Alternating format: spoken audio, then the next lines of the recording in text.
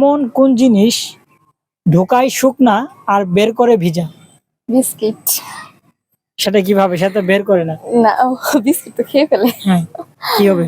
যাই হোক, আইসক্রিম তো ভিজাই ঢুকায়। কি? সেন্টারফুড।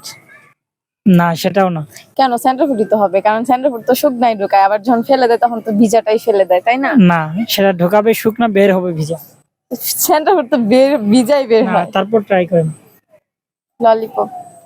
ললিপপ কেন সেটা মনে হলো? কারণ ললিপপ যখন আমরা মুখে দেই তখন তো শুকনাই থাকে, আর যখন মুখ থেকে বের করি তখন ভিজা থাকে না। আচ্ছা, এটা কোন ললিপপ? কোন ললিপপ? এটা আবার কেমন কথা? দোকানের ললিপপ। ললিপপ আবার কোন ললিপপ কি ললিপপ? দোকানে ছাড়া অন্য জায়গায় পাওয়া যায় নাকি?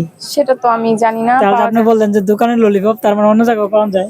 না, আপনি জিজ্ঞেস করছেন কোন জায়গার ললিপপ, সেটা আমার থেকে ভালো আপনিই জানেন, আমি তো জানি না। তাই না? জি। আচ্ছা, এমন কোন জিনিস যেটা গরম না ঠান্ডা না তবুও ফু দিয়ে খেতে হয়?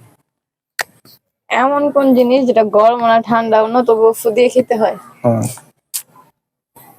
জানি না। জানেন না? আর যাই হোক, এক চোখ বন্ধ করে যদি গেলে 1 মাইল দেখা যায়, তাহলে 2 চোখ বন্ধ করে কয় মাইল দেখা যাবে? 2 মাইল দেখা যাবে। সেটা কেন? সেটা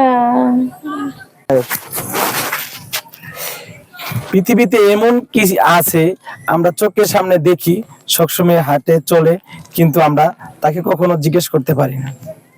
ছায়া। হুম, ছায়া। সেটা কেন? কারণ আমি আমার ছায়া দেখতেছি, সবকিছু চলতেছে ফিরতেছে, কিন্তু আমি তো টাচ করতে পারতেছি না। একদম রাইট অ্যান্সার।